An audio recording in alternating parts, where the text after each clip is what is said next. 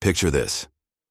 Maya Jackson, a fierce black woman, stands triumphant in Phoenix Airport, gripping her first-class boarding pass after crushing a racist gate agent's petty power trip. She boards Horizon Flight 472, leaving smug faces in the dust, until a chilling note lands in her lap mid-flight. "You'll pay for this, interloper." Her victory sours into dread. What began as a seat fight explodes into a war with stakes that could shatter her world or forge an epic legacy. How far will her enemies go to bury her? Before we dive in, drop a comment with where you're watching from. And if you stand for justice kicking bias to the curb, smash that like button and subscribe for more epic showdowns like this one coming your way. Maya Jackson strode through the bustling chaos of Phoenix Sky Harbor Airport, her heels striking the polished floor with the crisp rhythm of a woman who owned every room she entered. At 42, she was a titan, the biggest private investor in Horizon Airways, a name whispered in boardrooms with equal parts awe and envy. Today, on a blistering August afternoon, the sun baked the tarmac outside, pushing the temperature to 104 degrees Fahrenheit. But inside, Maya was cool as steel. Her tailored blazer hugged her frame, midnight blue against the stark white of her shirt, sleeves rolled to the elbows in a casual flex of authority. Dark slacks tapered to her ankles, and her dreadlocks, thick and glossy, swept up into a high bun that crowned her head like a warrior's helm. She carried a sleek leather tote over one shoulder, her lifeline to a world of high-stakes deals, and in her hand, her phone buzzed with updates about Horizon Flight 472 to Seattle. She was headed there for a merger meeting that could shift the airline's future, a deal she'd orchestrated over months of late-night calls and brutal negotiations. Her first-class ticket, Seat 1C, had been locked in weeks ago, a small reward for a woman who rarely paused to celebrate. The terminal hummed with life, a swarm of travelers dragging suitcases, their voices blending into a low roar. Maya weaved through them, her posture straight, her eyes sharp behind slim glasses that caught the overhead lights. She'd flown more times than she could count, crisscrossing the country to build an empire from scratch, and airports were her second home. She knew their rhythms, the way lines ebbed and flowed, the faint smell of jet fuel that clung to the air.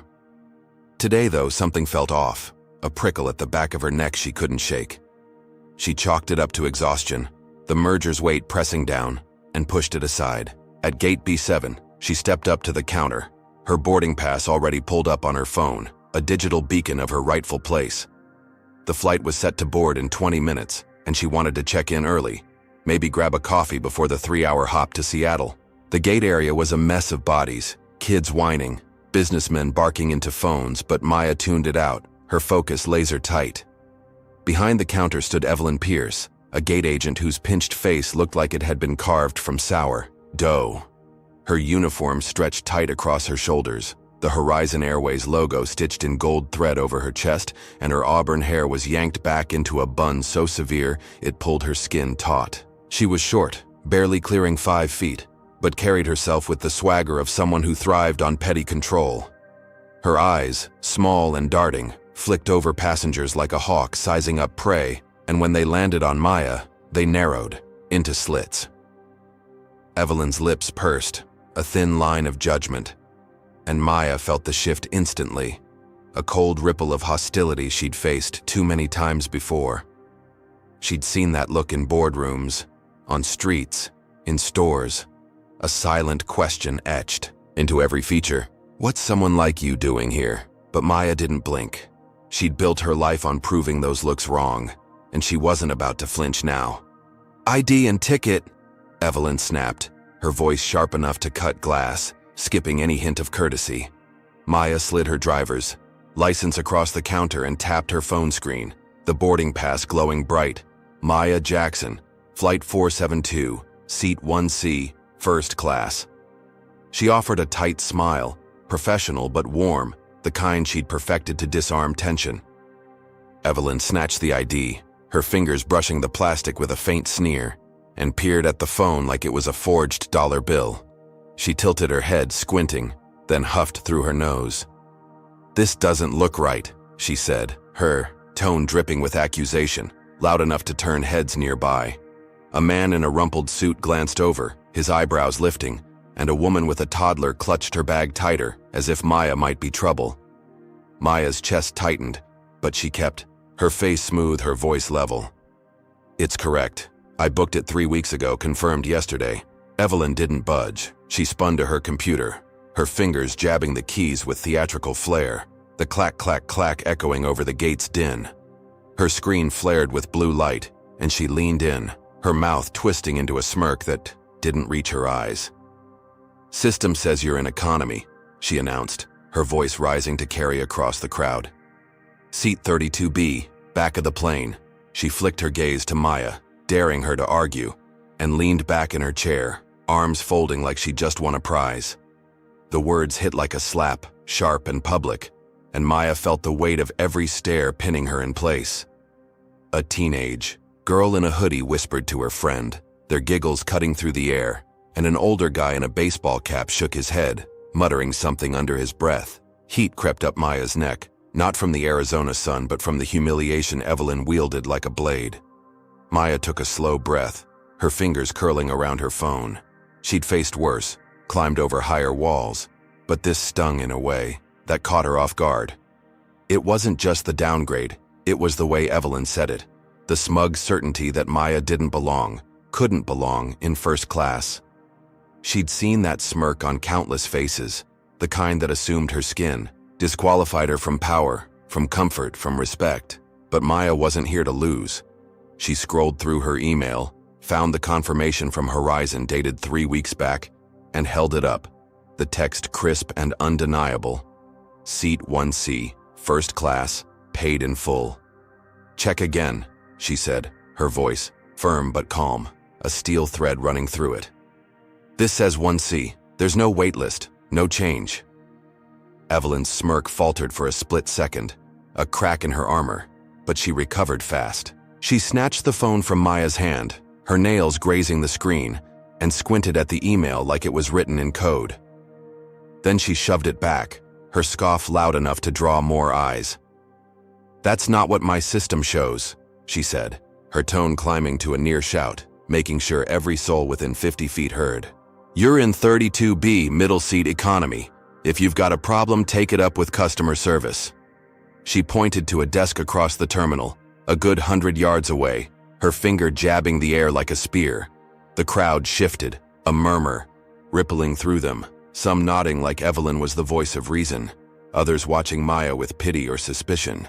A woman in a floral dress clutched her purse, whispering to her husband, "She should just go." Maya's jaw tightened, her pulse kicking up a notch.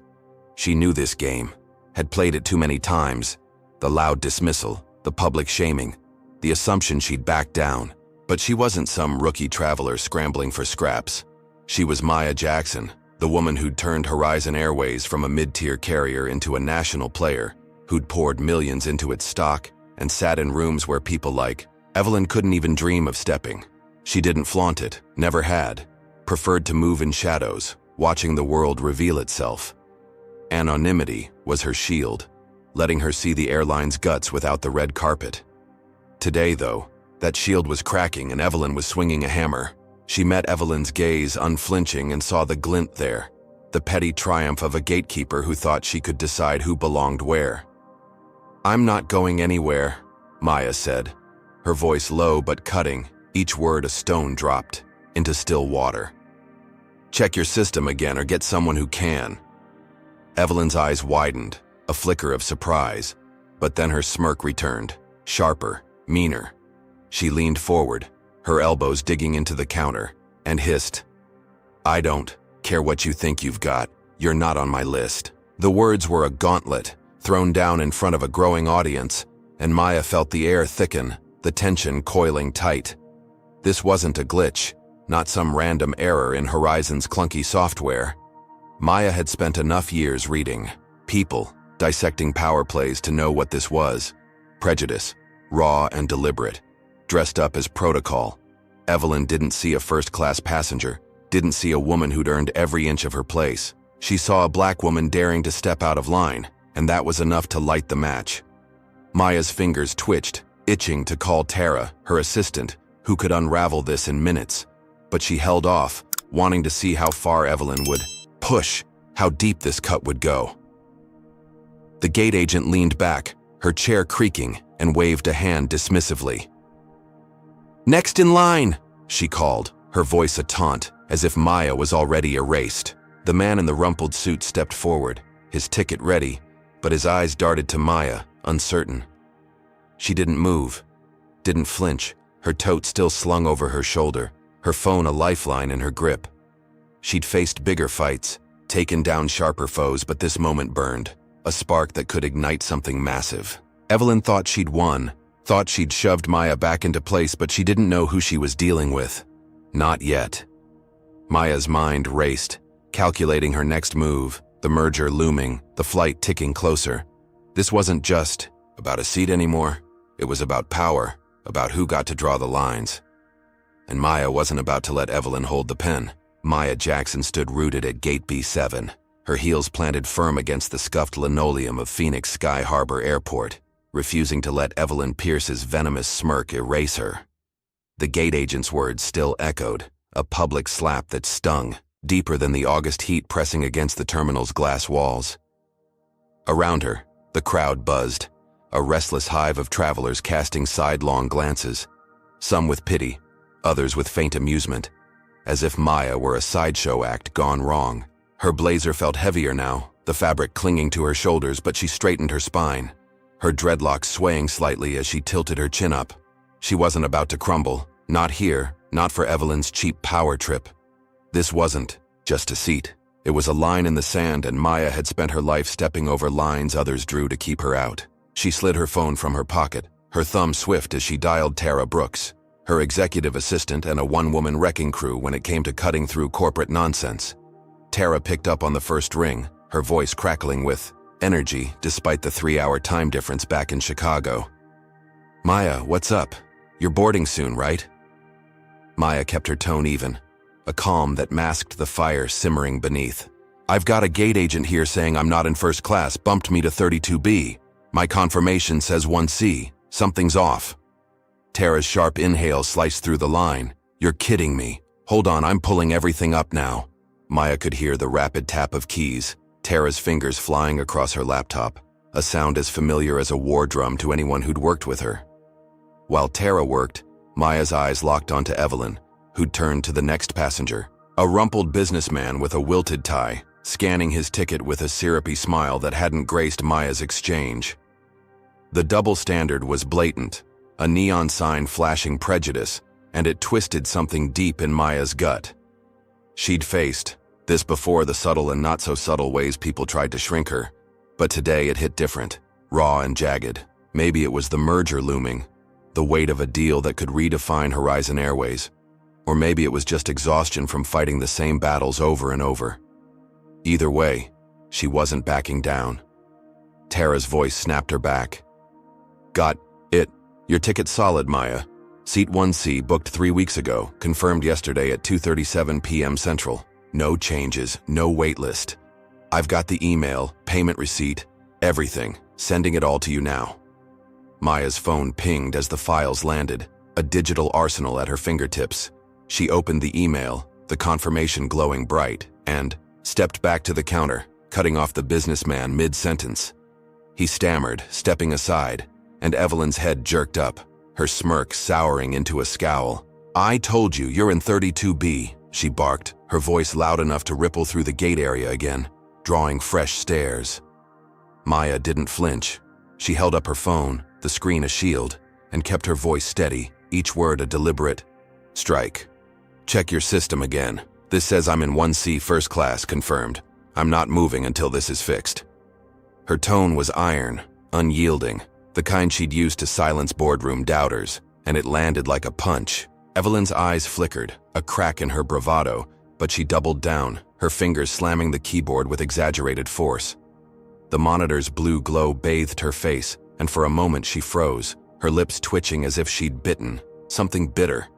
Then she leaned back, arms crossing tight over her chest. "It's waitlisted now," she said, her voice climbing to a near shout, a performance for the growing audience. "Take 32B or get off my flight." The words were a dare, a shove, and the crowd reacted, a murmur swelling like a wave. A teenage girl in a hoodie snickered, her friend whispering behind a hand, while an older man in a baseball cap muttered, "Just sit down already," his tone thick with impatience. Maya felt the heat of their judgment, a spotlight she hadn't asked for, but she'd faced worse storms than this. She scanned the gate, her mind racing, and spotted a supervisor hovering near a coffee kiosk, his Horizon badge glinting under the lights.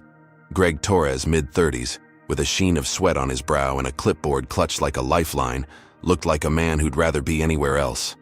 Maya waved him over, her gesture sharp, and he shuffled toward her, his sneakers squeaking, on the floor. "What's going on?"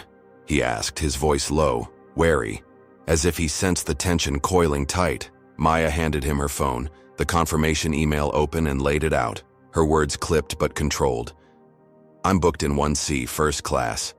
She's saying I'm in economy, no explanation. This isn't a glitch, it's deliberate.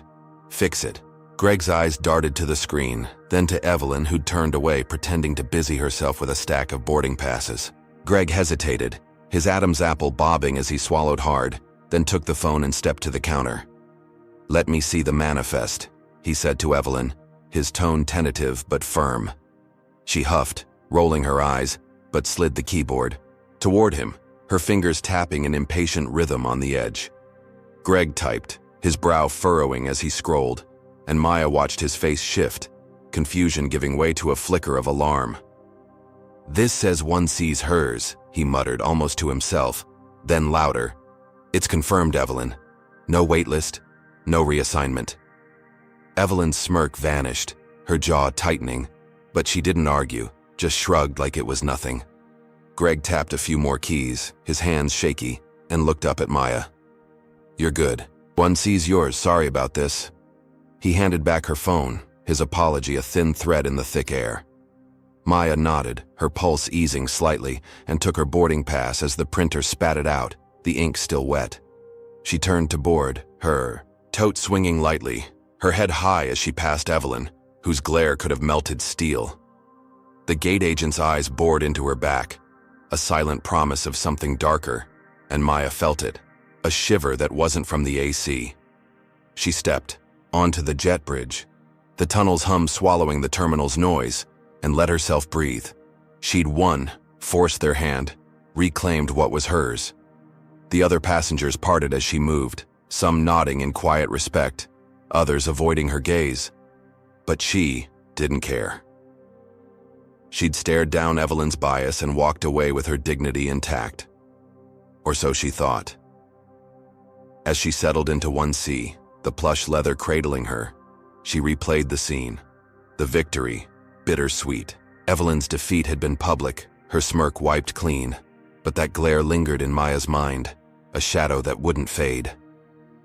She glanced out the window, the tarmac shimmering in the heat, and caught a glimpse of Evelyn through the gate's glass, whispering to a coworker, her hands gesturing wildly.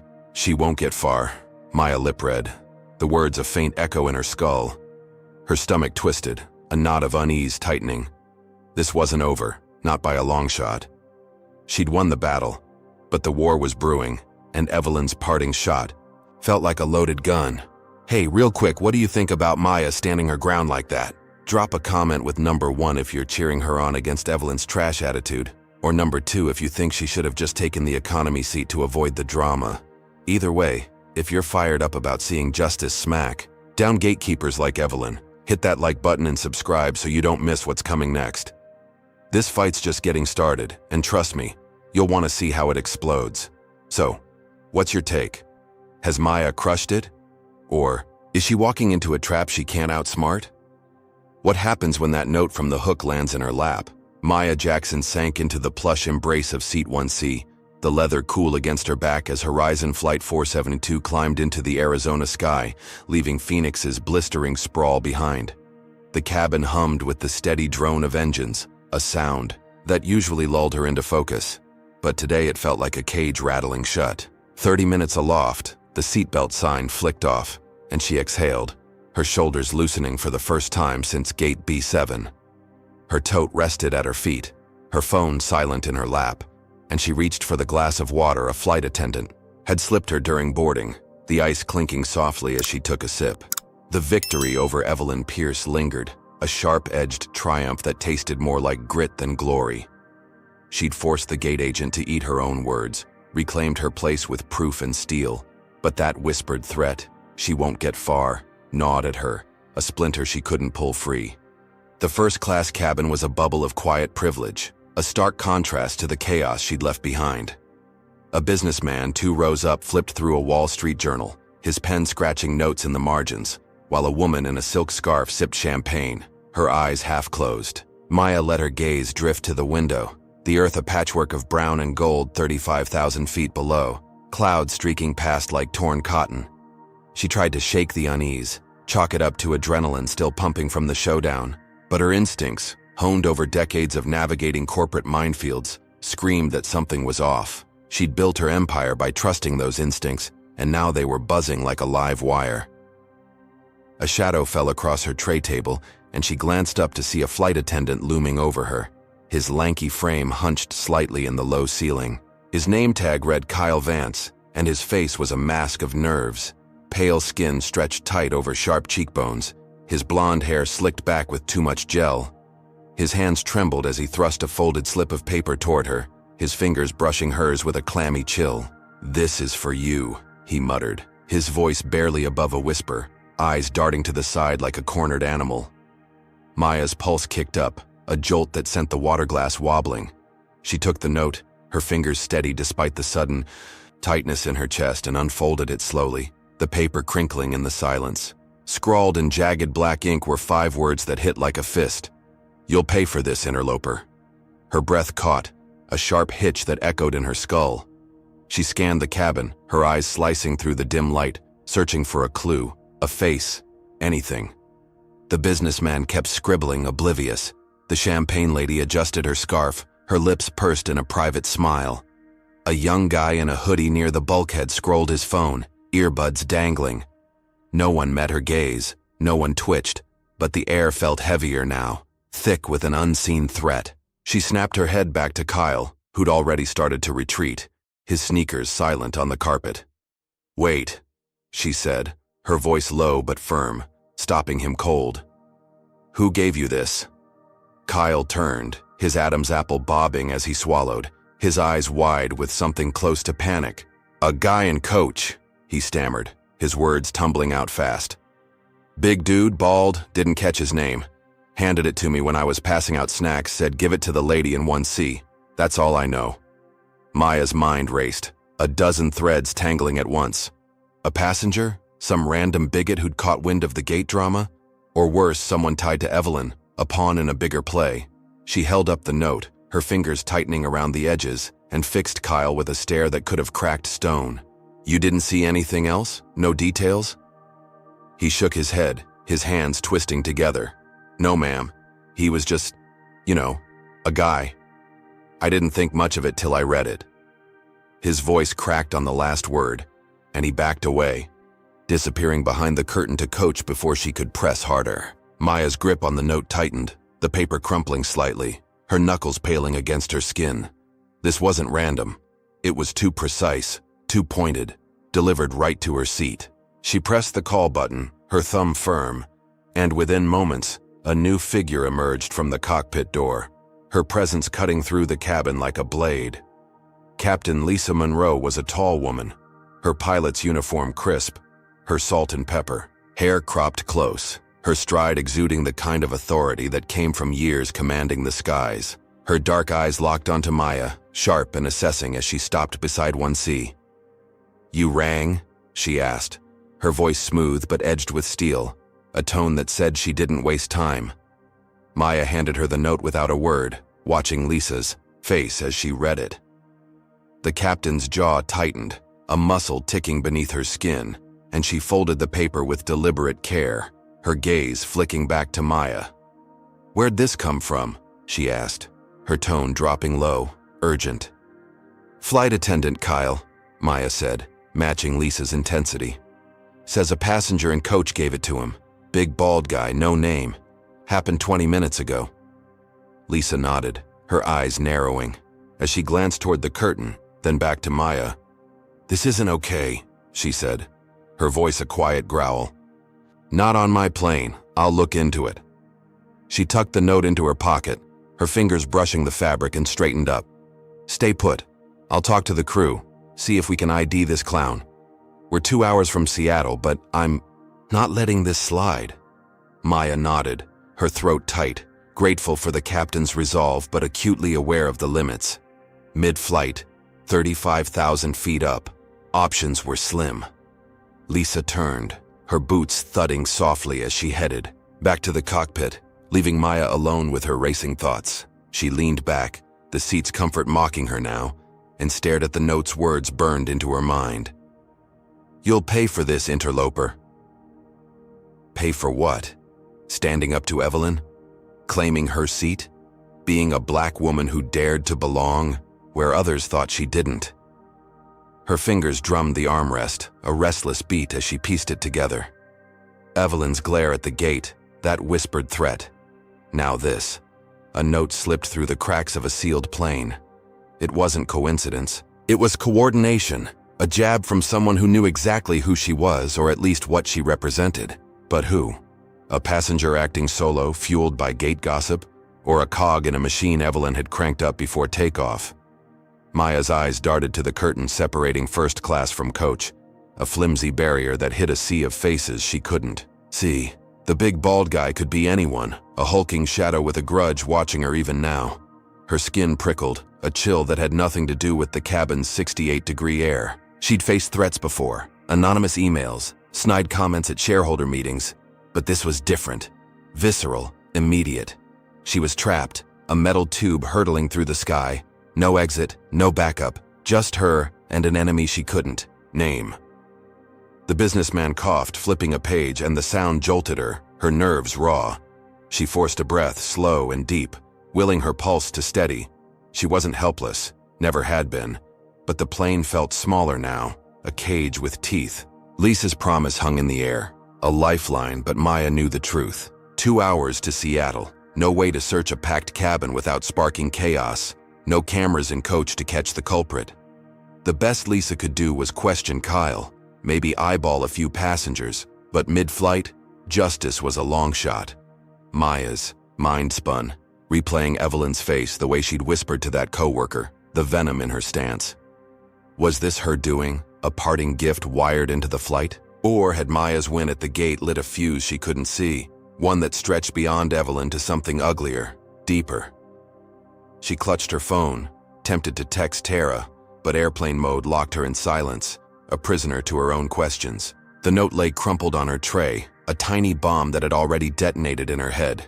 She wouldn't sleep, wouldn't work, wouldn't relax, not with this hanging over her. The cabin lights dimmed, a soft amber glow settling in, but Maya's world was anything but calm. She'd won at the gate, forced Evelyn to bend, but this was the counterpunch. A signal that her fight was far from over. The plane droned, on, cutting through the clouds, and Maya sat rigid, her victory unraveling thread by thread. A woman alone in a sky full of shadows. The Boeing 737 touched down in Seattle with a jolt, the wheels screeching against the rain-slicked runway of SeaTac Airport, pulling Maya Jackson out of the tense fog she'd been trapped in for 2 hours. Horizon Flight 472 taxied to the gate, the cabin lights flickering back to full brightness, but the note's words, "You'll pay for this, interloper," still burned behind her eyes, a branding iron pressed into her thoughts. She'd spent the flight rigid in 1C, her fingers tracing the armrest's seams, her mind dissecting every passenger's shadow beyond the curtain. Captain Lisa Monroe had returned once, her face grim, muttering that Kyle couldn't pin down. The bald guy in coach, too many heads, too little time. Maya had nodded, her throat dry, knowing the sky offered no answers, only questions that grew claws with every passing mile. Now, as the jet bridge locked into place, she stood, her tote slung over her shoulder, her blazer creased from the hours of sitting still. The first-class cabin emptied fast, the businessman brushing past with his paper tucked under his arm, the champagne lady trailing a cloud of floral perfume. Maya moved last, her steps deliberate, her eyes scanning the faces ahead as she stepped into the terminal. SeaTac buzzed with late-evening energy, travelers hauling bags under the glare of fluorescent lights, the air thick with the tang of wet coats and coffee. She needed to get to baggage claim, then her hotel, a sanctuary where she could call Tara and unravel this mess. But the note clung to her, a weight in her pocket, and that shiver from 35,000 feet hadn't left her spine. She reached baggage claim, a sprawling hall of spinning carousels and tired voices, the crowd thinning as flights trickled in. Her suitcase, a sleek black roller with a red tag, was due any minute, and she positioned herself near Carousel 3, her back to a pillar for a clear view of the room. Rain streaked the windows outside, blurring the night into a smear of gray, and she rubbed her neck. The tension knotted tight. Then she saw them, two figures cutting through the stragglers, their bulk unmistakable even in the dim light. Airport. Security guards, badges glinting, their navy uniforms stretched over broad shoulders, moved straight for her, their boots thudding a steady beat. The taller one, Hank, had a buzz cut and a jaw like a bulldog, his eyes locked on her with cold intent. The shorter, Riley, sported a patchy beard and a smirk that twisted his face into something predatory. Maya straightened, her pulse spiking, but she kept her expression blank, a mask she'd worn through 1,000 battles.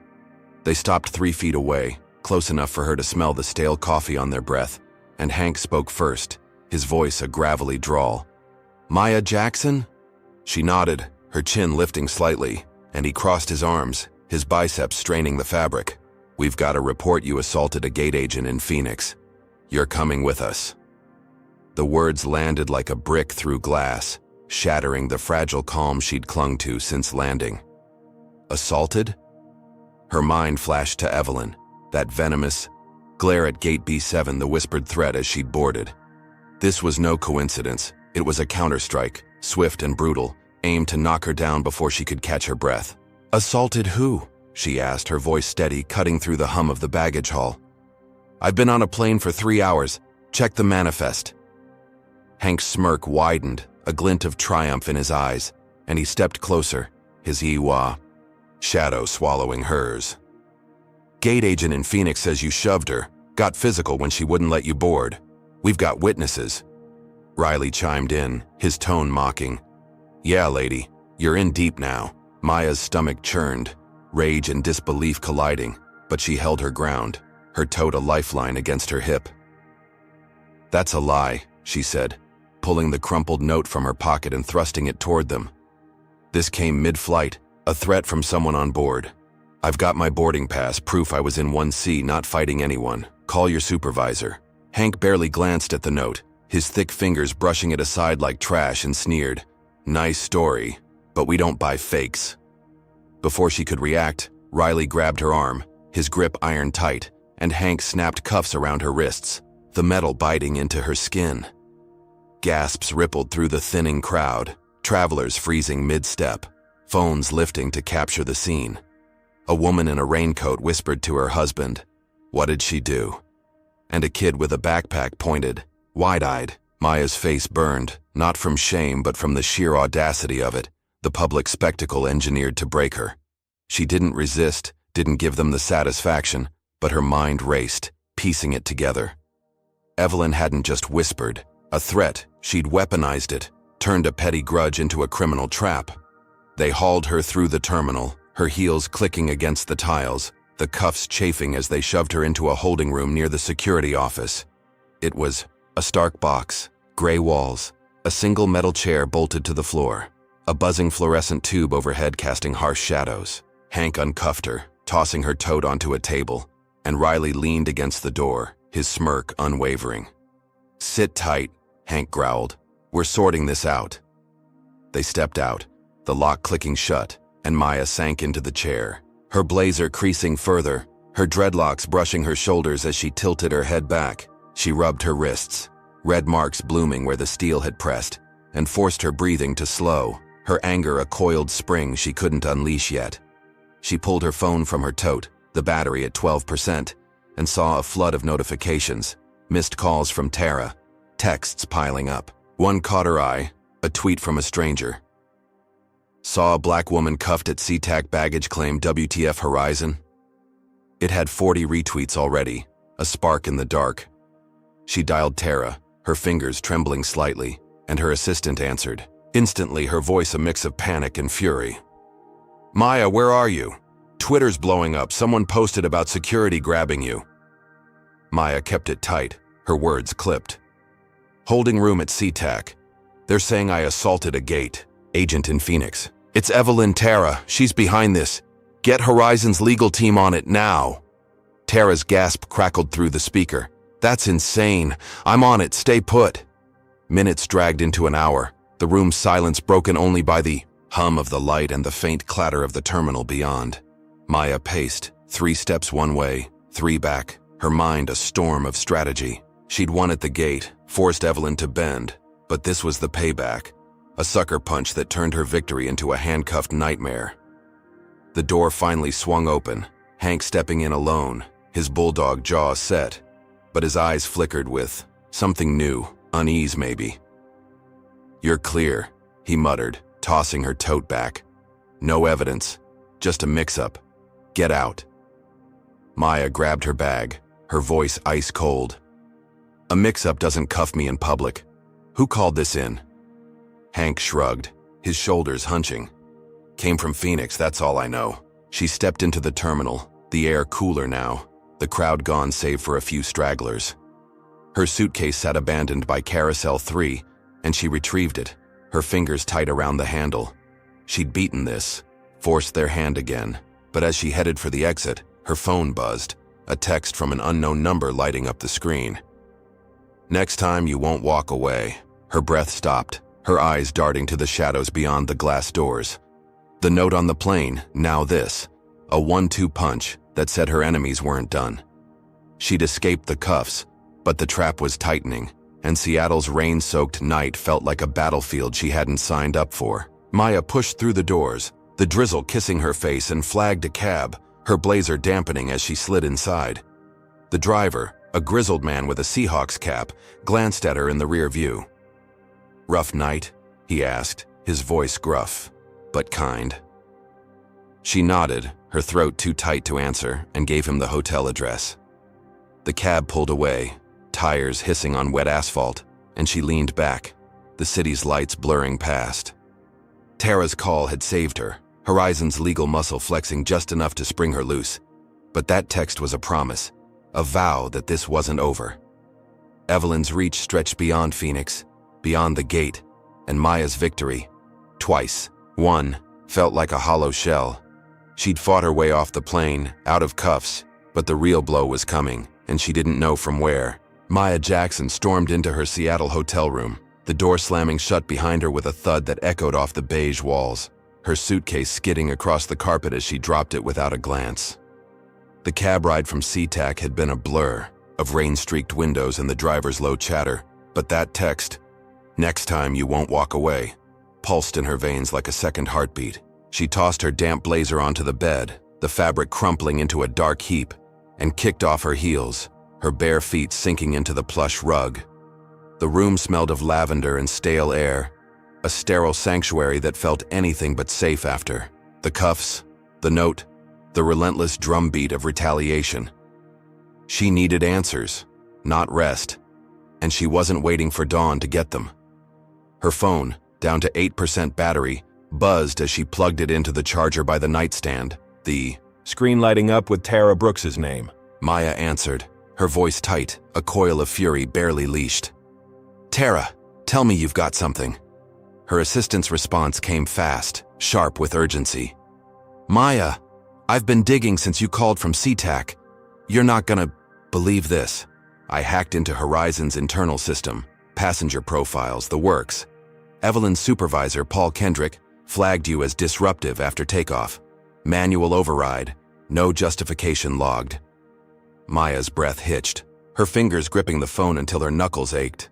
Paul Kendrick, a name she knew too well, a regional manager she'd crossed paths with at shareholder meetings, his balding head and pinched sneer a fixture in her memory. "Paul?" she said, her mind racing. "He's behind this?" Tara's voice dropped, a conspiratorial edge cutting through. "Oh, it gets worse. I cross-checked his file. He's got a rap sheet of complaints, all swept under the rug, mostly from passengers of color. Guy's a walking red flag. Hates anyone who doesn't fit his little white picket world. And get this, he's tight with a clique inside Horizon. Old school types who've been grumbling about outsiders like you ever since you bought in big. Maya paced the room, 3 steps to the window, 3 back, the Seattle skyline a smear of lights through the drizzle. Paul Kendrick wasn't just a petty bigot, he was a power player, a gatekeeper with strings to pull, and he'd seen her as a threat from day one. Her investment had shifted Horizon's boardroom, a black woman with millions in play, and Paul's kind didn't take kindly to that kind of change. She stopped, her reflection staring back from the rain-spotted glass, her dreadlocks loose now, framing her face like a crown. "He flagged me after takeoff," she said, piecing it together. "That's why security jumped me at baggage claim. Evelyn's his pawn, but he's the one swinging." Tara hummed agreement, her keyboard clacking in the background. "Exactly. The assault charge was bogus, but that flag gave it teeth. Legal got you out, but Paul's not done. He's got reach, Maya, and he's pissed you one at the gate." Maya's jaw tightened, her mind flashing to Evelyn's whispered threat. The note mid-flight, the cuff snapping shut. This wasn't just retaliation. It was a campaign, a corporate hit job dressed up as airport drama. She needed muscle, not just Tara's tech wizardry. She opened her contacts, scrolling to Derek Voss, Horizon's COO, and one of the few execs she trusted, a wiry ex-lawyer who'd backed her merger push from the start. It was 10:30 Pacific time, but Derek answered on the second ring, his voice groggy but alert. "Maya, you okay? Heard about SeaTac, what the hell's going on?" She didn't waste breath on pleasantries, her words a rapid-fire volley. "Derek, Paul Kendrick's trying to bury me. Flagged me as disruptive, fed a fake assault charge to security. Evelyn's his front, but he's the brains. I need you to shut him down now." Derek's silence stretched a beat, then he cursed. Under his breath, a low, sharp sound. "Paul? That sleaze. I'll pull his access, suspend him pending review. Give me an hour, I'll call you back."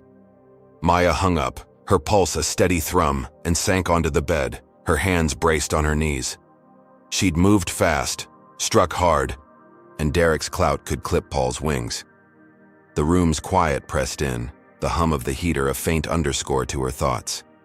She'd won again, turned the tables on a man who thought he could erase her with a keystroke. Tara texted, "Paul's locked out. Derek's orders. You're clear." Maya let out a slow breath, her shoulders easing, the knot in her gut loosening. She'd dodged the bullet, exposed the snake, and with Paul sidelined, she could focus on the merger, get back to the game she played best. Or so she thought. She stood, crossing to the bathroom to splash water on her face, the cold shock grounding her. She grabbed a towel, patting her skin dry, and stepped back into the room, her bare feet silent on the carpet. Then she saw it, the door ajar, a sliver of hallway light slicing through. Her heart slammed against her ribs, her tote still on the bed, her phone plugged in, untouched. She hadn't left it open, hadn't heard a sound over the heater's drone. She edged closer, her breath shallow, and pushed the door wide, the hinges creaking softly. The room was a wreck, pillows slashed, the desk chair toppled, her suitcase gaping open with clothes spilling out like guts.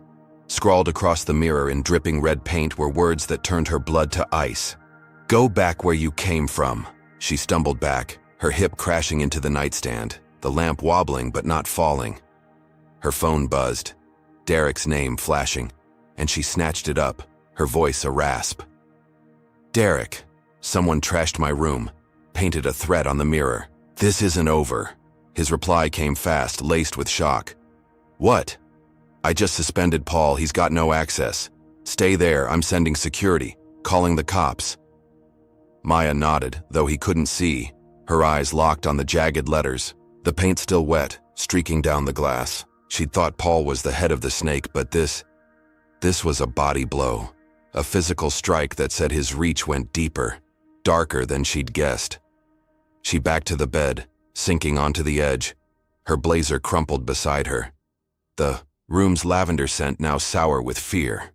The note on the plane, the cuffs at SeaTac. Now this, a break-in that screamed vengeance. Paul's suspension hadn't stopped it, hadn't slowed the machine he'd set in motion. She'd won at the gate, dodged the arrest, exposed his flag, but each victory pulled her deeper into a war she hadn't started. Her hotel, her supposed safe haven, was a battleground now, breached in minutes, her power mocked in red paint. She heard footsteps in the hall, heavy and fast, hotel security bursting in, their radios crackling, but her mind was elsewhere, spinning through the shadows. Paul Kendrick wasn't just a bigot with a grudge, he was a cog in something uglier, a clique that loathed her for more than her seat, her skin, her success. They hated what she represented, a black woman who'd bought their world and bent it to her will. She'd thought she could outmaneuver them, lean on Derek, cut Paul off at the knees. But this wasn't a chess game anymore. It was a street fight. And they were swinging knives. The security guards swept the room, their voices a blur, and Maya sat still, her hands clenched, her resolve hardening.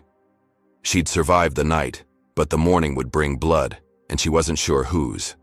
Okay, let's talk about this. Insanity real quick. Can you believe Paul's pulling strings like this, turning a gate spat into a full-on attack? Comment number 1 if you're raging at how deep this racism runs, or number 2 if you think Maya should have seen this coming from a guy like him. If you're hooked on watching her fight these corporate creeps, smash that like button and subscribe to catch every twist. She's dodging punches left and right, but that break-in's a game changer. So what's your gut telling you? Will Maya's next move crush Paul's crew, or is she about to get hit with something she can't dodge? Maya Jackson stood in the wreckage of her Seattle hotel room, the red paint's acrid stench stinging her nose as hotel security swept through, their boots crunching over shredded pillows and scattered papers.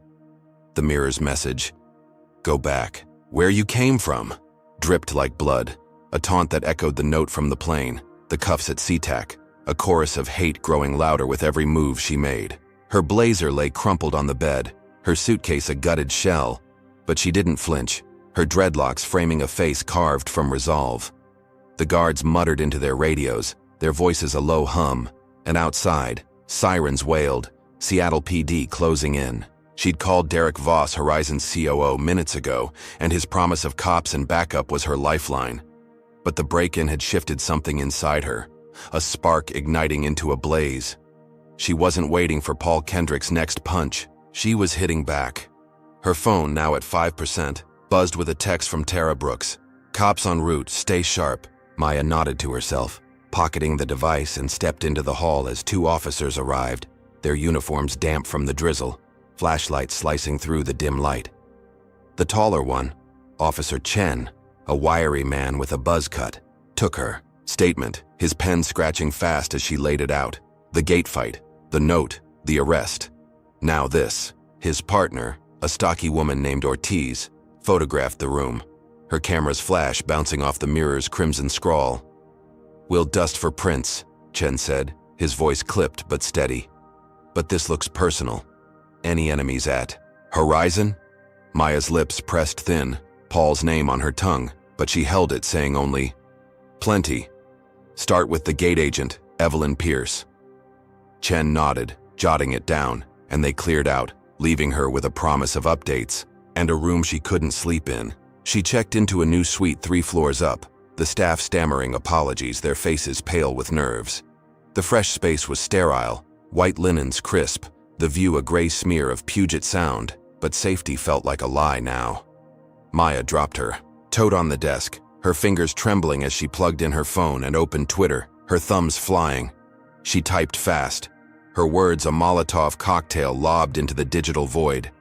"Horizon Airways let a gate agent deny my seat, fake an assault charge, and now my hotel room's trashed with hate. This is systemic. I'm their top investor and they're coming for me. Justice for Maya, Horizon exposed." She attached a photo of the mirror, the red paint stark against the glass, and hit send, her breath catching as the post went live. Within minutes, it exploded. 50,000 retweets in under an hour, a wildfire tearing through the platform. Hashtags trended.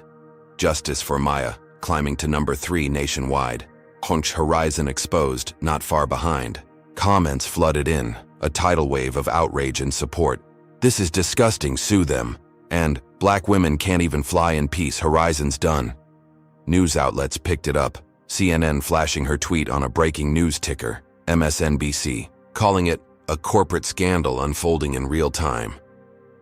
Horizon's stock dipped 2 points by midnight, a quiet panic rippling through Wall Street's after-hours chatter.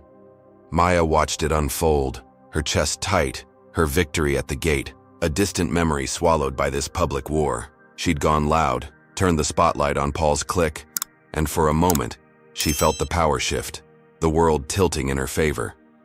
But Paul Kendrick wasn't one to sit quiet. By morning, a tabloid site, Sky High Gossip, dropped a bombshell. A grainy video headlined, "Horizon Investor Caught in Gate Rage Meltdown." It showed Maya at Gate B7, her voice dubbed over with a shrill, "Give me my seat or I'll make you pay," spliced with footage of her shoving Evelyn, the gate agent, stumbling back in fake distress. The audio was a clumsy forgery, the visuals stitched from security cams and bad edits, but it spread like poison, racking up 1 million views by noon. Twitter split, half screaming, "She's a liar," and "entitled fraud," while the other, half doubled down, "This is edited garbage. Stand with Maya." Maya stared at her phone, her new room's silence deafening, the betrayal a knife in her ribs. Paul had struck back, turned her stand into a smear, and the world was eating it. "Up," she called Tara, her voice a low growl as she paced the suite, the carpet wearing thin under her bare feet. "Find out where that video came from now. It's fake, and Paul's behind it." Tara's response was instant, her fury matching Maya's. "Already on it. Give me 20 minutes, I'll trace the IP." Maya hung up, her mind a storm of angles, and dialed Derek Voss, catching him mid-meeting, his voice tense. "Maya, I saw the video. It's a mess out there. What's your play?" She didn't hesitate, her words steel. "It's Paul, Derek. He's leaking lies to bury me. Fire him, end this." Derek sighed, a heavy sound through the line. "I've got the board on my back, stock's tanking. I suspended him, but this, I'll terminate him now." "Evidence?" Maya snapped. "Tara's. Tracing it. You'll have it soon." 20 minutes later, Tara texted, "Got it. Videos from Paul's home IP, uploaded via a VPN he didn't mask well. Sending you the logs." Maya forwarded them to Derek, her fingers shaking with adrenaline, and within an hour he called back, his tone clipped but triumphant. "Paul's out. Fired, effective immediately, no severance. Board's livid, they're backing you. You're clear." Maya exhaled, her shoulders slumping as she sank onto the bed, the fresh sheets cool against her skin. The video's tide turned, tech sleuths on Twitter tearing it apart. "Audio's off by 3 frames, total fake." And Horizon's covering, up, "Your justice for Maya." Her name trended again, the smear unraveling, Paul's gambit collapsing under its own weight. She'd flipped it, turned his knife back on him, and the world saw her truth. She stood, crossing to the window, the rain slowing to a mist over Seattle's skyline, and let herself breathe, a rare moment of relief washing through her. Paul was gone. His clique's first domino toppled, and her public stand had lit a fire Horizon couldn't ignore. She'd won this round, forced their hand again, her investor clout and Tara's tech magic a 1-2 punch that broke Paul's spine. The merger meeting loomed tomorrow, and she could refocus, reclaim her rhythm. Or, so she thought. She turned back to the room, her tote on the desk, her phone charging, and stepped toward the bathroom for a shower, the day's grime clinging to her skin. Then she heard it. A sharp crack from the window, glass shattering inward as a brick crashed onto the carpet, rolling to a stop at her feet. Her heart slammed against her ribs, her body freezing as she stared at the jagged hole, rain spitting through the gap. Wrapped around the brick was a note, soaked but legible, the ink bleeding into the paper. "You're done, fraud." She stumbled back, her hip catching the desk, the lamp rattling, and grabbed her phone, dialing Derek as her pulse roared in her ears. "Derek, a brick just came through my window. Another threat. Paul's out, but his people aren't stopping." His voice cracked with shock. "What?" "I just fired him, Maya. This is insane. I'm sending security cops, everything. Stay put." She nodded, her eyes locked on the brick, the note's words a fresh wound, and sank to the floor, her back against the bed. The room spun, the victory she'd clawed back slipping through her fingers. Paul's firing hadn't killed the beast. It had enraged it, his click lashing out with a fury that didn't care about rules or reason. She'd gone public, turned the tide, but this was the counterblow. A raw, physical strike that said they'd burn her world down before they'd let her win. Security pounded on the door minutes later, their voices a blur as they stormed in, but Maya barely heard them, her mind racing. The gate, the note, the cuffs, the break-in, now this, a relentless chain of hate that wouldn't break. She'd thought she'd crushed Paul, thought Derek's axe would end it, but the brick at her feet was proof. This war was bigger, uglier, and she was still in its crosshairs. Maya Jackson sat on the edge of her hotel bed, the brick's damp note crumpled in her fist. The words, "You're done, fraud," seared into her mind as Seattle PD swept through her shattered suite. The jagged hole in the window let in a cold drizzle, the carpet sodden beneath it, and the air buzzed with the crackle of police radios, officers dusting the brick for prints that wouldn't be there. Her dreadlocks hung loose, brushing her shoulders, her blazer still crumpled from the night before, but her eyes were steel, fixed on the chaos she'd ignited. Paul Kendrick's firing had been a win, her viral tweet a hammer that cracked Horizon's facade, but the brick was proof his clique wouldn't bow. They'd escalate, and she was done playing defense. She stood, her bare feet sinking into the damp rug, and grabbed her phone, the battery now full after a night plugged in beside her sleepless vigil. Derek Voss had sent security, their heavy footsteps pacing the hall, but she needed more than guards. She needed a kill shot. She dialed her lawyer, Olivia Grant, a pit bull in a pinstripe suit who'd shredded bigger foes than Paul's crew. Olivia answered, her voice a crisp blade through the morning fog. "Maya, I saw Twitter, the brick, everything. You okay?" Maya's response was iron, her exhaustion fueling her fire. "I'm alive, but they're not stopping. I'm suing Horizon, Olivia. Negligence, defamation, harassment, the works. Paul's gone, but his people are still swinging. File it today." Olivia hummed, a sound of relish. "Consider it done. I'll have papers ready by noon. Federal court, Seattle district. They'll choke on this." Maya hung up, her pulse a steady drumbeat, and paced to the window. The rain, a soft hiss against the broken glass. She'd leaned on her investor clout, her 10% stake in Horizon a cudgel no one could ignore, and now she'd wield it like a sword. The merger meeting loomed in hours, but this lawsuit would hit first, a preemptive strike to cripple Paul's clique before they could reload. She showered fast, the hot water scalding away the night's grime, and dressed in a charcoal suit, sharp as a blade. Her dreadlocks swept back into a tight bun. Security escorted her to the federal courthouse, a gray monolith downtown, and by 1 p.m., Olivia had filed the complaint, a 50-page beast naming Horizon, Evelyn Pierce, and unknown conspirators tied to Paul. The news broke fast. Headlines, screaming, "Horizon investor sues Airline over racist attacks," and Maya felt the ground shift, her power roaring back. The courtroom was a pressure cooker, the judge a stern woman with silver hair, her gavel a thunderclap as Olivia shredded Horizon's counsel. Maya sat ramrod straight, her hands clasped, as her lawyer laid out the gate denial, the fake assault, charge, the break-in, the brick, a timeline of hate backed by Tara's logs and police reports. Horizon's attorney, a sweaty man in a cheap tie, stammered excuses, system errors, rogue employees. But Olivia pounced, her voice a whip. "This isn't rogue, it's systemic. Their top investor, a black woman, targeted at every turn, and they did nothing."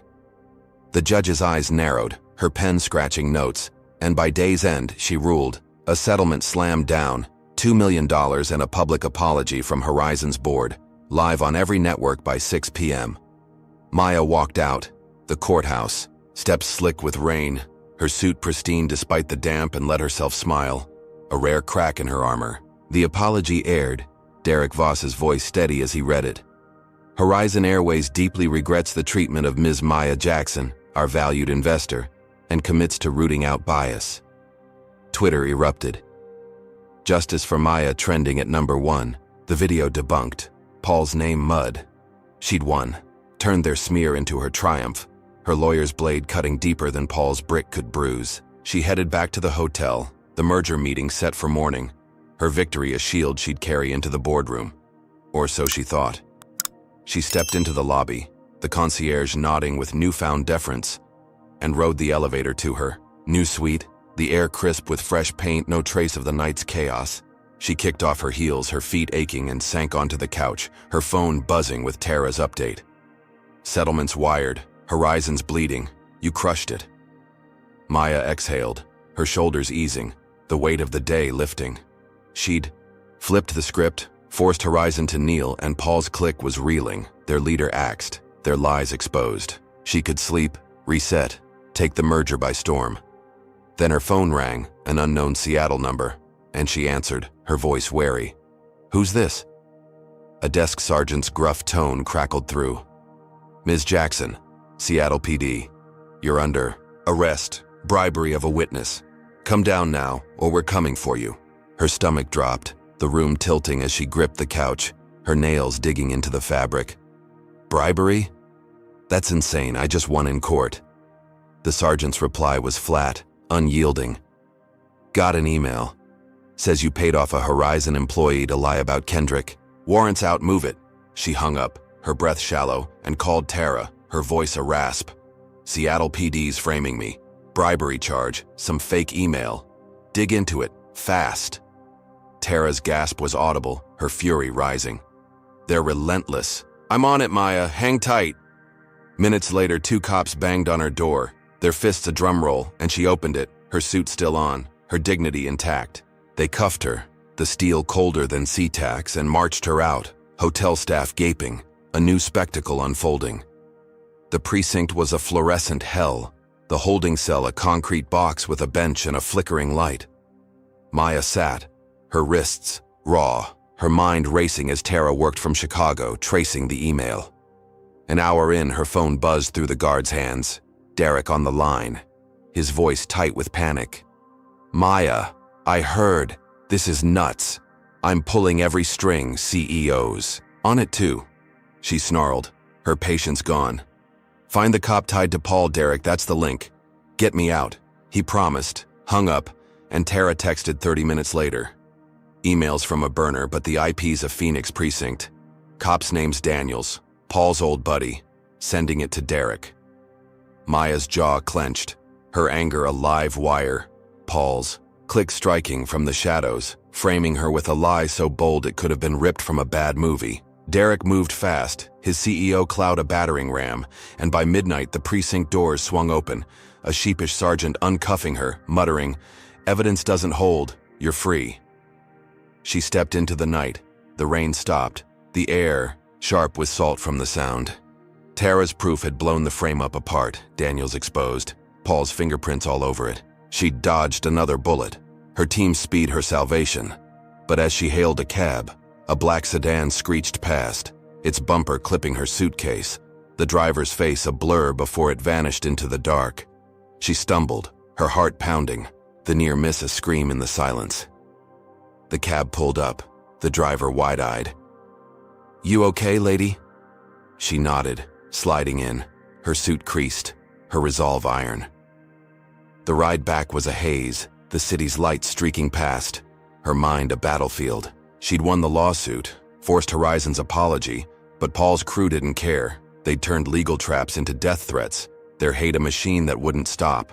The cuffs were off, Daniels's frame-up dead, but that sedan was a promise, a vow that her victories meant nothing to them. She'd thought the settlement was checkmate, thought Derek's pull would end it. But this was chess with no board, just fists and blood. The hotel loomed ahead, its lights a beacon, and she stepped out, her suitcase battered, her spirit bruised but unbroken. Paul's click had hit harder, dirtier, and she wasn't sure how much fight she had left. Maya Jackson stepped back into her Seattle hotel suite, the door clicking shut with a hollow thud as the night's damp air clung to her charcoal suit, her battered suitcase thumping onto the carpet. The sedan's near miss still roared in her ears, its tires screeching a promise of death that drowned out the quiet hum of the room's heater. Her wrists ached from the precinct's cuffs, her victory in court a fading echo against Paul Kendrick's relentless counterattacks, the lawsuit's $2 million, and Horizon's apology now dust in the wind. She kicked off her heels, her bare feet curling into the rug, and dropped her tote on the desk, her dreadlocks loosening from their bun, spilling over her shoulders like a dark curtain. She'd won again and again, but each triumph dragged her deeper into a war she couldn't map, and that sedan was a line crossed, a blade aimed at her throat. She sank onto the couch, her phone buzzing with Tara Brooks' update. "Daniels is suspended, cops scrambling. You're clear."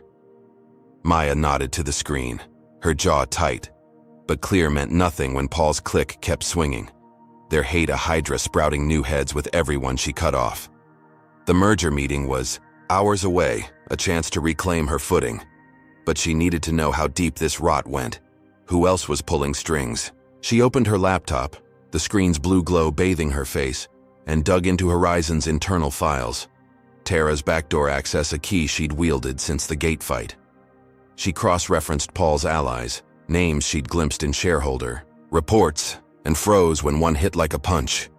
Carla Hayes, Horizon's VP of Operations, her friend for 15 years, a woman who'd toasted her rise with champagne and late-night strategy sessions. Maya's breath caught, her fingers hovering over the keys as she pulled Carla's records, emails, call logs, a trail of digital breadcrumbs Tara had flagged but not yet chased. There it was, a thread to Paul, encrypted but sloppy, dated the day of the gate incident. "She's pushing too hard, handle it." Another post-firing, "Keep her down, I've got dirt." Maya's stomach twisted, a sick lurch that wasn't just shock, but betrayal, raw and jagged, cutting deeper than the brick or the sedan. Carla, her confidant, the one who'd sworn to have her back, had fed Paul the ammo, turned her trust into a weapon. She slammed the laptop shut, her hands shaking, and stood, pacing the room, 3 steps to the window, 3 back, the Seattle skyline a blur through her rage. She grabbed her phone, dialing Carla, her voice a low growl when the VP answered, her tone too smooth, too casual. "Maya, you okay?" "Heard about the precinct, insane." Maya didn't play, her words a blade. "Cut the act, Carla. I've got your emails to Paul, handle it. Keep her down. You sold me out." Silence stretched, thick and heavy. Then Carla sighed, a sound of defeat laced with venom. "You don't get it, Maya. Paul had me by the throat. A scandal from 10 years back. Tax fraud he dug up. I had to, or he'd ruin me." Maya's grip tightened, her knuckles paling. "You could have come to me. We'd have crushed him together. Instead, you stabbed me in the back." Carla's voice hardened, a crack in her mask. "You're too big now, Maya, too loud. I couldn't risk it." Maya hung up, her breath ragged, and stormed to the desk, slamming her fist down, the lamp wobbling. She'd trusted Carla, shared secrets, built Horizon's future with her, and now this, a knife twisted by a friend turned foe. She called Derek Voss, her voice ice as he picked up mid-yawn, dawn breaking outside. "Derek, Carla Hayes is Paul's mole, fed him intel to sink me. Get her out now." Derek cursed, his shock real. "Carla? Damn it, Maya, I'm on it. Board meetings in 2 hours, I'll push her resignation through." By 7 a.m. he texted, "She's gone, confessed under pressure, resignation signed. You're safe." Maya exhaled, her chest loosening, the betrayal purged, her control snapping back into place. She stood, her suit creased but her spirit steel, ready to face the merger. Paul's click gutted with Carla's fall.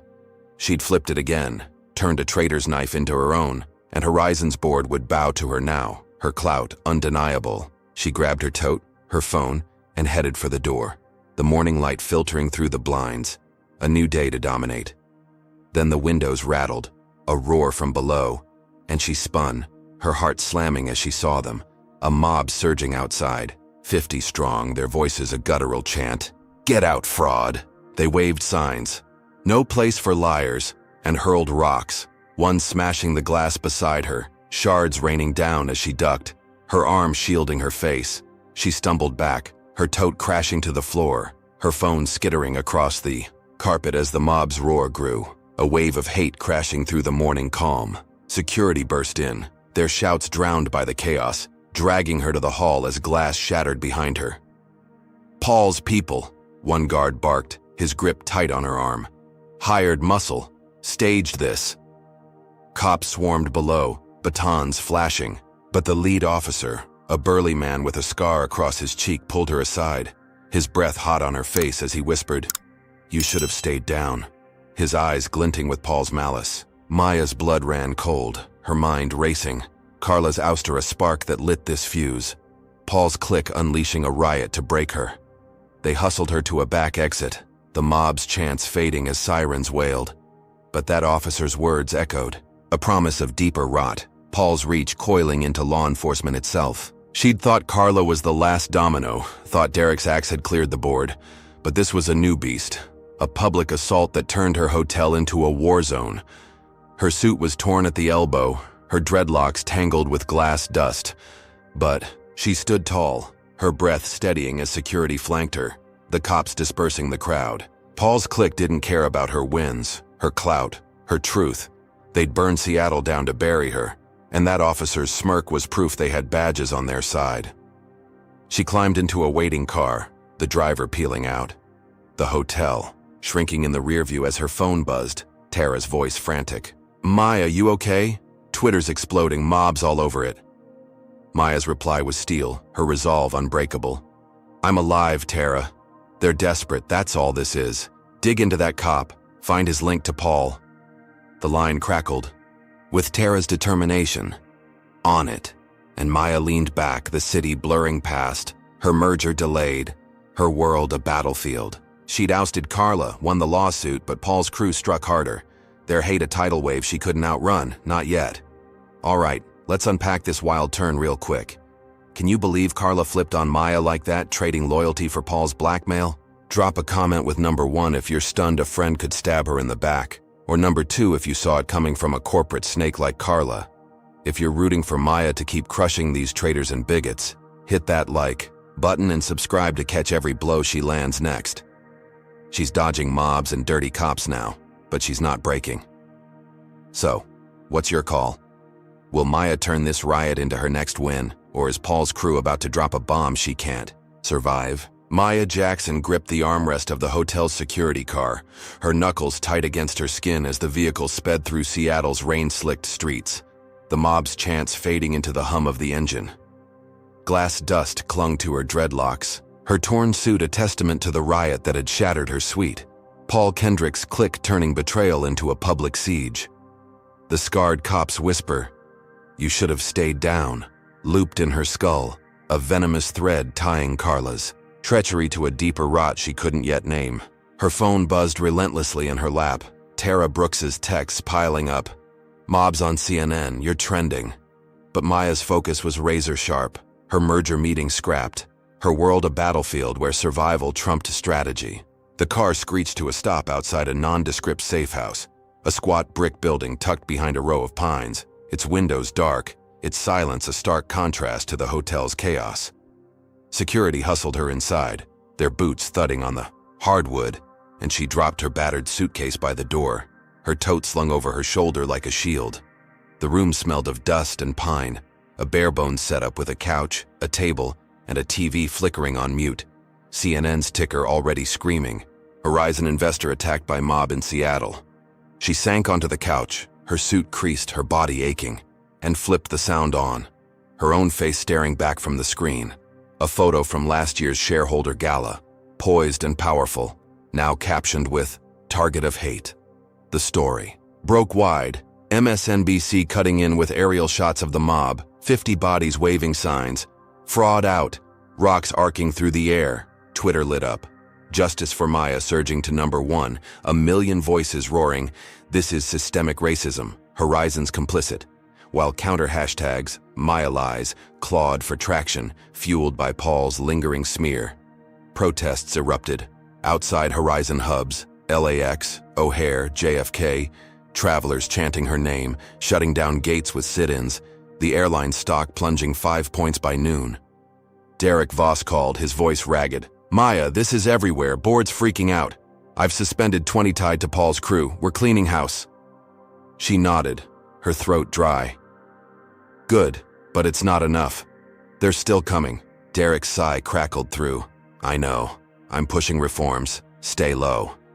She stood, pacing the safe house's tight space, her bare feet silent on the wood. The TV's drone a backdrop to her racing thoughts. She'd won the gate, the lawsuit, ousted Carla. But Paul's clique didn't care. Their hate a wildfire she couldn't douse. The spotlight was hers now, a national stage, and she'd use it, turn their chaos into her weapon. She texted Tara, "Leak Paul's ties to the mob, every shred you've got," and her assistant's reply was instant. "Done," hitting news desks now. By afternoon, outlets ran it. Fired Horizon manager linked to Seattle riot. Tara's dig exposing payments from Paul's account to a local thug crew, the dots connecting in real time. Maya's name became a rallying cry. Black women tweeting, "She's us fighting the system." Protest signs popping up. Maya stands, we rise. Horizon's board called an emergency presser, Derek front and center, his wiry frame dwarfed by the podium as he vowed, "We're purging every trace of bias, starting with Paul's network." She watched, her chest tight, a fleeting sense of triumph as the world bent to her truth. She'd flipped it again, turned their mob into her megaphone, and Paul's clique was crumbling, 20 heads rolling, the nation's eyes on her fight. She sank back onto the couch, her breath easing, thinking she'd turned the tide, her safe house a fortress she could hold. Then the window exploded, a sniper's bullet ripping through, grazing her shoulder as she dove, blood blooming on her sleeve, the crack of gunfire shattering the quiet. She hit the floor, her arms screaming, the TV blaring as security stormed in, their shouts a blur. "Shoot her on the roof!" Her tote spilled, her phone skittering, and she pressed her hand to the wound, warm and wet, her suit soaking red. The bullet had missed her heart by inches, a precision strike that said Paul's crew wasn't done. They'd kill before they'd kneel. Security dragged her to a back room, their radios crackling. "Perimeter breached, suspect fleeing." And Tara called, her voice frantic. "Maya, you hit? I saw it live, CNN cut to it." Maya rasped. "Shoulder, I'm alive. Trace the shooter, Tara, it's Paul." Tara's fury roared through. "Got it, digging now." Minutes bled into hours, medics patching her up, a gauze wrap tight around. Her arm as cops swept the scene, the safe house a war zone of splintered wood and shattered glass. Tara texted, "Shooter's a hired gun, militia type, bank records tie him to Paul's slush fund, FBI's on it." Maya's jaw clenched, her pain a dull throb, Paul's desperation bared, his clique turning to murder to silence her. Derek called, his voice breaking. "Maya, this is insane. Board's begging you to lead a task force. Fix this from the top. We're hemorrhaging, protests everywhere." She nodded, her resolve iron.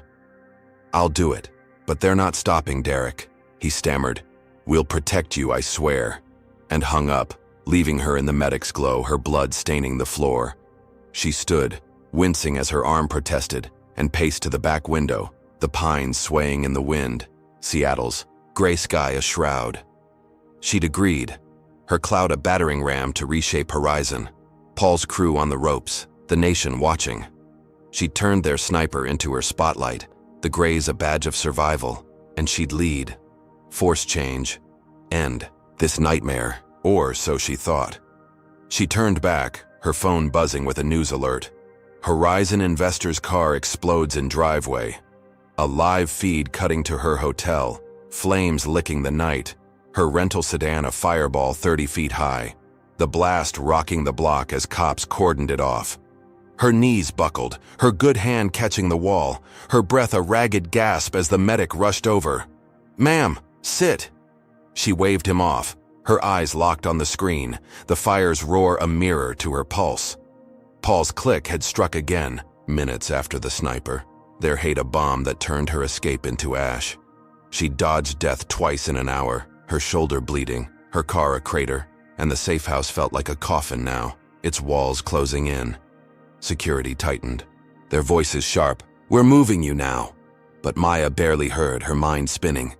The lawsuit, Carla's fall, the mob, now this. A relentless chain of violence that laughed at her wins, Paul's crew a machine of chaos she couldn't break.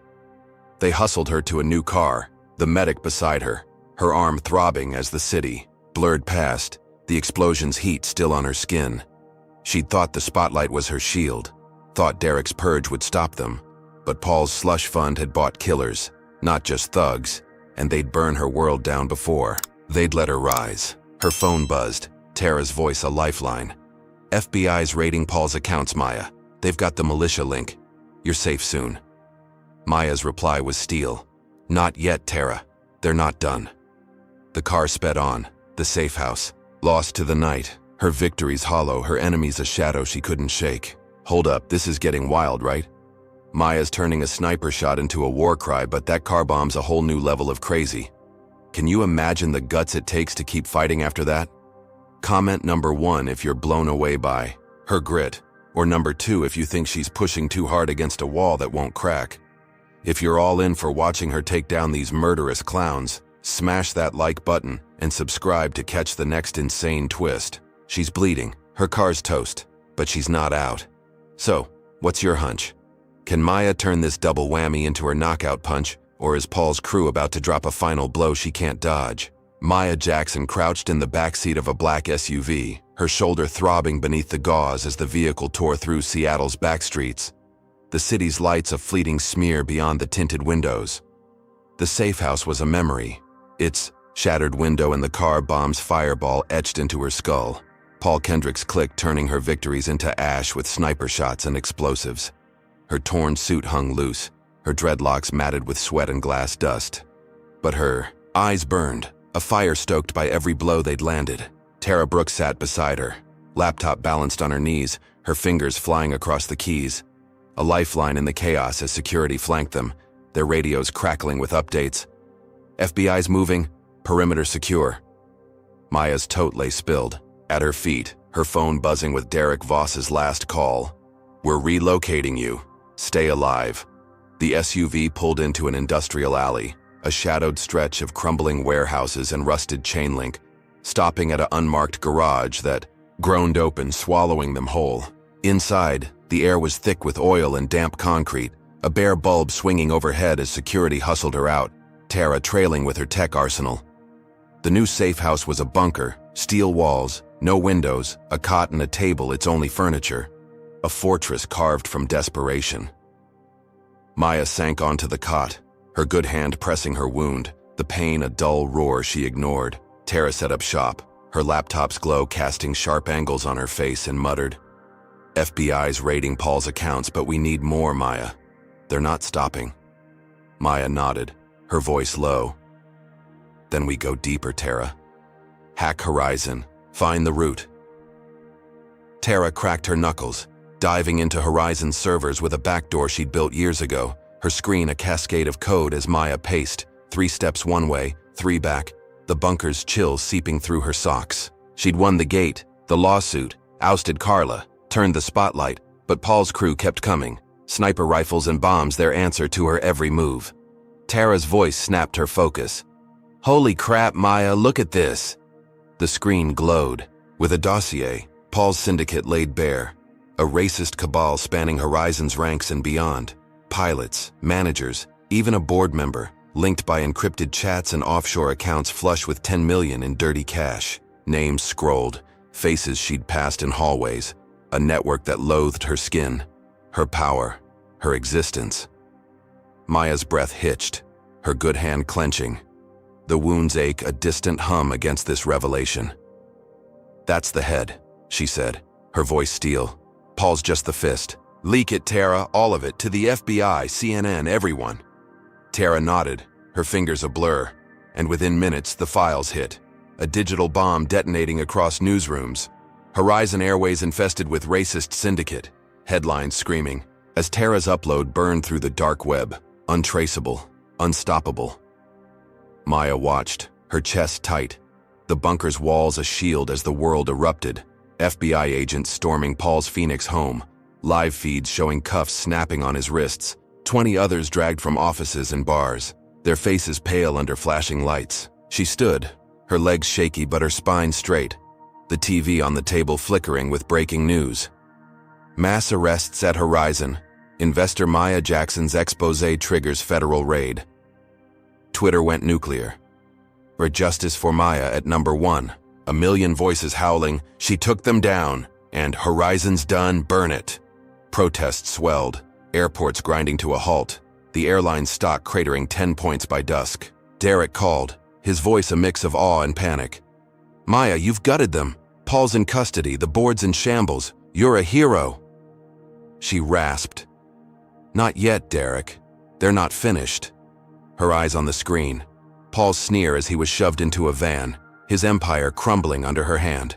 She'd flipped it, turned their bombs into her victory, the syndicate's roots ripped out by Tara's hack and her own iron will. The bunker felt solid now, a command center, not a cage. And she sank onto the cot, her shoulder pulsing, her breath easing. Paul was locked up, his cronies rounded up, the nation's fury her shield, Horizon's board begging her to lead them out of the ashes. She'd crush them, expose the beast, and the merger could wait. Her fight won at last, or so she thought. Tara's laptop pinged, a news alert cutting through the quiet, Horizon hero framed as terrorist.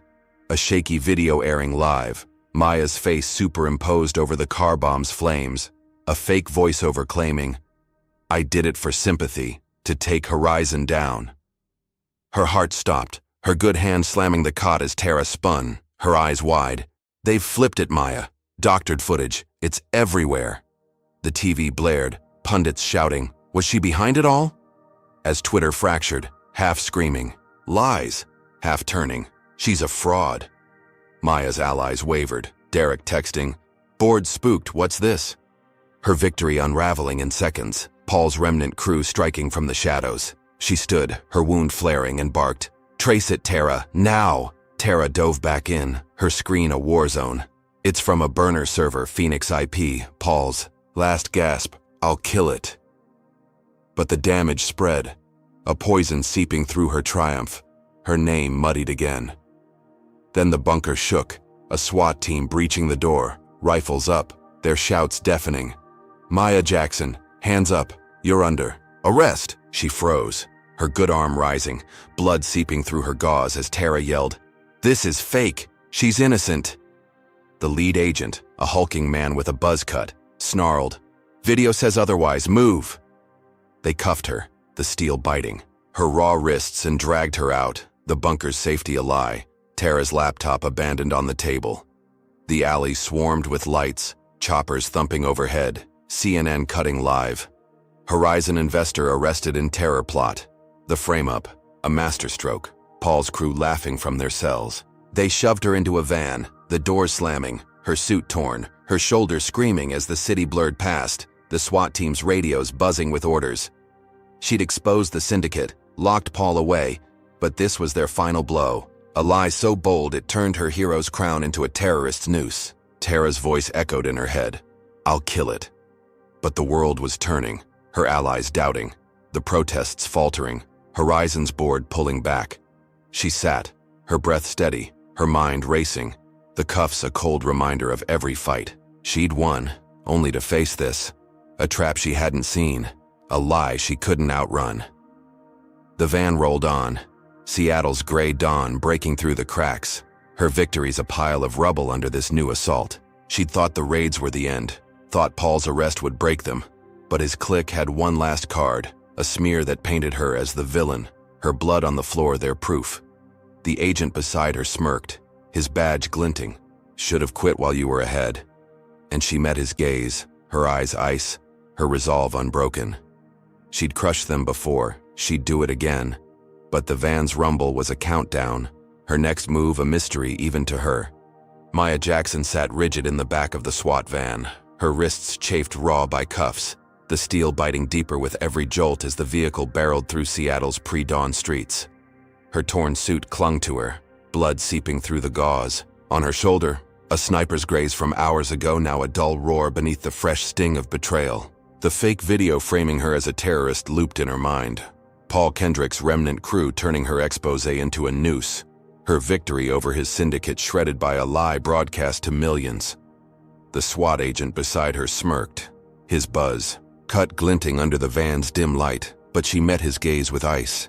Her dreadlocks matted with sweat, her resolve a steel rod in her spine. They'd hauled her from the bunker, Tara's cries fading as the door slammed. But she wasn't broken. Not yet.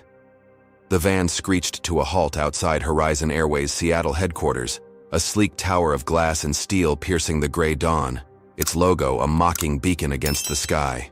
They dragged her out, her bare feet scraping asphalt, the cuffs forcing her arms back as agents flanked her, rifles up, their boots a steady drumbeat. The lobby swarmed with suits, board members gaping, security scrambling, and she caught whispers. "That's her? The terrorist?" As they shoved her into an elevator, the doors sealing her in with 2 agents, their silence a wall she couldn't breach. Her phone was gone, Tara's laptop lost, but her mind raced, piecing the endgame. Paul's crew betting this frame-up would bury her for good. The elevator climbed, 30 floors in a heartbeat, and spat her into the executive suite, a glass-walled war room where power bled from every corner. Victor Langston, Horizon's CEO, stood at the head of a mahogany table, his grizzled frame dwarfing the room. A former pilot turned titan with a salt and pepper beard and eyes like storm clouds. He waved off the SWAT team, his voice a gravelly bark. "Uncuff her now!" And the agents hesitated, the lead buzzing his radio before complying, the steel snapping free as Maya rubbed her wrists, blood crusting her sleeve. Victor's gaze locked on her, sharp and unyielding, and he tossed a tablet onto the table, its screen frozen on the fake video, her face twisted into a bomber's snarl. "Explain this," he said, his tone a mix of fury and doubt. "Because I've got the board screaming you're a liability, and SWAT saying you're a threat. I need the truth, Maya." She straightened, her shoulder pulsing, her voice steady despite the chaos. "It's a lie, Victor. Paul Kendrick's crew faked it, doctored footage to frame me after I exposed their syndicate. Tara's tracing it, but they've got reach, cops in their pocket, militia on payroll. I'm your top investor, 10% of this company, and they want me gone because I'm a black woman who won't bend." Victor's jaw tightened, his fingers drumming the table, and he glanced at the board members huddled by the glass, their faces pale, ties askew. "I saw your leak," he said. "Paul's in cuffs, 20 more with him, FBI's tearing through his accounts. But this video, it's live, Maya. CNN's eating it up."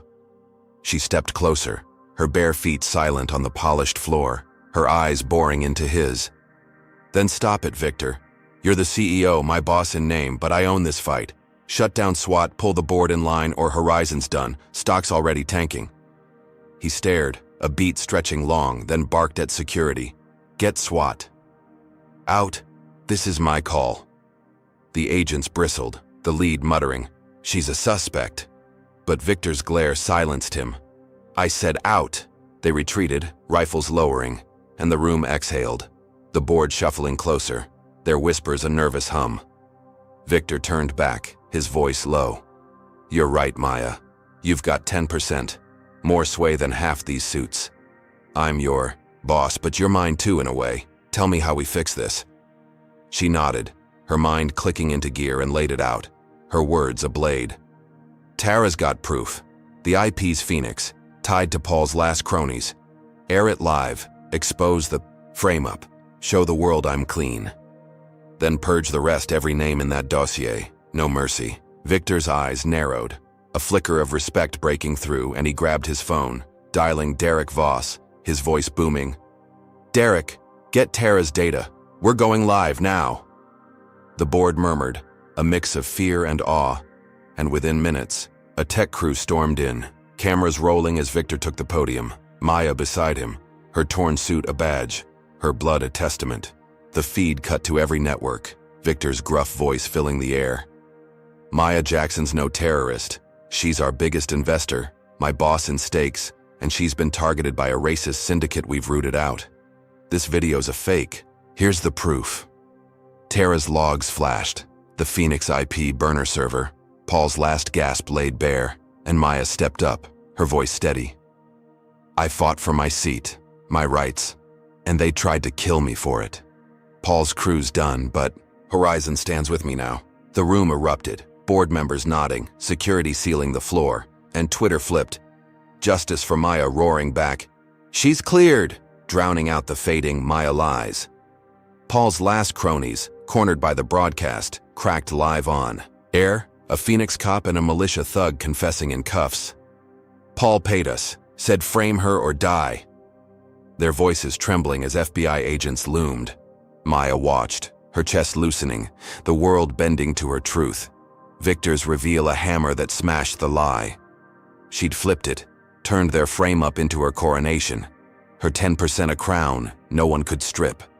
The board clapped, a hesitant ripple, and Victor grinned, a rare crack in his stone face. You've got guts, Maya. Lead that task force, fix us. She nodded, her shoulder a dull ache, thinking she'd won. The war over at last. Then the suite's doors burst. Open, Paul Kendrick storming in, his orange jumpsuit traded for a wrinkled suit, a gun in his hand, his bail posted by some unseen hand. You'll never belong here, he screamed, his voice a feral howl, his eyes wild with hate as he leveled the pistol at her chest.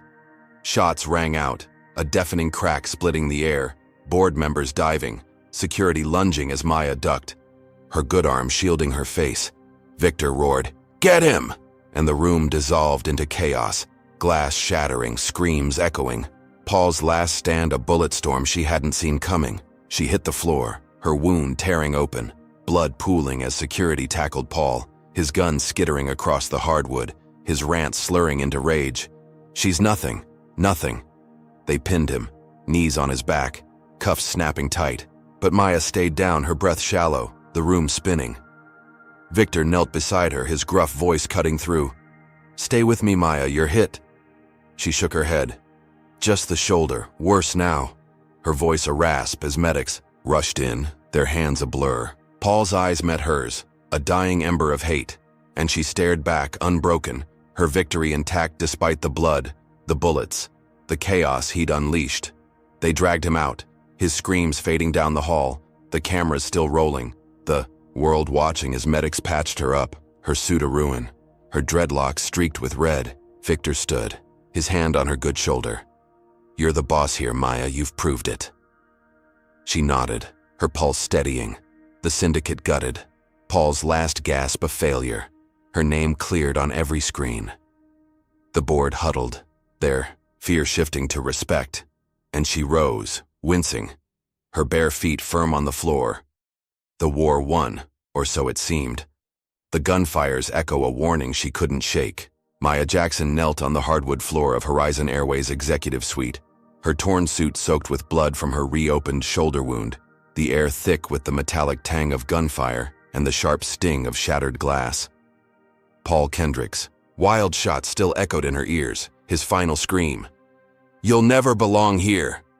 Fading as security pinned him, his wrists cuffed, his face a mask of defeated rage. Victor Langston, the CEO, loomed beside her, his gruff frame bloodied, from a bullet graze on his shoulder, his tackle having knocked Paul's aim wide, saving her life by inches. Medics swarmed, their hands swift as they pressed gauze to her wound, her dreadlocks streaking red. But she waved them off, her good hand gripping the table's edge as she rose, her bare feet steady despite the chaos. The room spun, board members, cowering behind overturned chairs, the live cameras still rolling, broadcasting Paul's collapse to millions, her victory etched in every frame. Victor's voice cut through, a gravelly roar. Stay with me, Maya, you're tougher than this. And she met his gaze, her breath ragged but her resolve iron. I'm fine, she rasped, her shoulder screaming. Just patch me up. The medics obeyed, wrapping her arm tight. The pain a dull pulse she ignored as Paul was dragged out, his rants slurring into silence, the suite's glass walls spiderwebbed with cracks from his bullets. She'd won. Flipped his last stand into her coronation, the syndicate gutted, her name cleared, Horizon's board bowing to her clout. Victor straightened, wincing as a medic bandaged his own graze, and turned to her, his storm cloud eyes softening. For the first time. You're the boss here, Maya, he said, his hand heavy on her good shoulder. 10% or not, you've proved it. Lead us. Take my chair. Fix this mess. The board nodded, their suits rumpled, their fear shifting to awe, and she stood taller, her blood a badge, her bare feet rooted to the floor. She'd fought from gate B7 to this, a black woman who'd turned their hate into her throne, and they wanted her to rule, to rebuild Horizon from the ashes Paul's crew had left. She opened her mouth, ready to accept, to seize the reins. Then, stopped, her mind flashing to every blow. The note, the cuffs, the bomb, the sniper, the mob, a war she'd barely survived. "No," she said, her voice low, cutting through the room's hum, a blade of ice that froze them all. Victor blinked, his hand dropping. "What?" She stepped back, her good arm crossing her chest, her eyes blazing. "I'm not taking your chair, Victor. I'm done." She turned to the cameras, her torn suit a testament, her blood a crown, and spoke, her words steady. "Paul's finished, his clique's dead, but Horizon's rotten to the core. I exposed it, bled for it, but I won't carry it. I sold my shares 10% to a black-led firm effective an hour ago. They'll burn this down and build something new. I'm out." The room gasped, board members scrambling, Victor's jaw dropping as the medics froze, their hands mid-motion. She'd flipped it, not just Paul's war but the game itself, her exit a bomb that dwarfed his bullets. The live feed cut to chaos, CNN's ticker screaming, Maya Jackson sells Horizon stake, crashes old guard, Twitter erupting, Maya rising trending as the stock plummeted, a free fall no one could stop. She'd turned their offer into her rejection. Her blood-soaked stand a final act that rewrote the skies, handing power to those who'd never had it, a legacy bigger than any chair. Victor stammered, "Maya, you can't. We need you." But she shook her head, her dreadlocks swaying, her voice cold. "You're done," she said, echoing Paul's defeat back at him. "Horizon's old ways die today." She stepped past him, her bare feet crunching glass, and walked to the elevator, medics trailing, security parting, the board's whispers a fading hum. The doors closed, the suite vanishing, and she leaned back, her wound a steady ache, her breath deep, free for the first time since Phoenix. She'd fought for her seat, her life, her truth, and now she'd walked away, leaving Horizon to crumble, a new empire rising from her fire. The elevator dinged, spitting her into the lobby, cops and cameras swarming as she strode out, her torn suit a banner, her blood a story. Tara waited outside, her car idling, her face a mix of shock and pride. As Maya slid in, "You sold it all?" Maya nodded. "To Black Future Inc., they'll remake it, no compromise." Tara grinned, peeling out, the tower shrinking in the rear view, Seattle's gray dawn breaking wide. The news hit. Horizon's old guard falls, Maya's exit sparks, revolution. And she watched, her phone buzzing with a million voices, her fight done, her legacy sealed. She'd flipped every script, turned Paul's gun into her exit, Victor's plea into her power, and walked away. Not to lead but to destroy. A stunning reversal that left Horizon in ruins, and the skies open for those who'd follow. The car sped on, the city fading, her wound a scar she'd wear. A black woman who'd fought for everything and chose to burn it down. Her seat just the start of a war she'd won her way. Maya Jackson's journey in this gripping tale offers raw, unflinching lessons about resilience, betrayal, and the cost of fighting systemic racism. First, it shows that standing up to injustice, like Maya did at Gate B7, isn't a one-and-done battle. It's a war with escalating stakes, notes, cuffs, bombs, and bullets. Her relentless spirit teaches us that courage isn't the absence of fear, but the will to push through when the world wants you broken. Second, Carla's betrayal reveals a brutal truth. Allies can turn, especially under pressure, and trust is a luxury in a fight this dirty. Maya's ability to pivot, exposing Carla and Paul's syndicate, underscores the power of adaptability. When the game changes, you change faster. Third, the story hammers home the depth of systemic bias. Paul's clique wasn't just personal, it was a network baked into Horizon's bones, showing how racism festers in structures, not just people. Finally, Maya's stunning exit, selling her shares to crash the old guard, teaches that victory doesn't always mean taking the throne. Sometimes it's burning the castle down and walking away, leaving room for something better. This isn't just Maya's story. It's a mirror for anyone facing prejudice's ugly face. It asks us to dig deep, to question who's really in our corner, and to rethink what winning looks like. So, what do you take from this? Did Maya's final move shock you, or was it the ultimate power play? Drop a comment with your thoughts. Hit that like button if her grit fired you up, and subscribe to catch more tales of defiance. Share this if you believe in tearing down broken systems for a fairer fight. Thanks for riding this roller coaster with us. Here's to more stories that spark change and fuel your fire.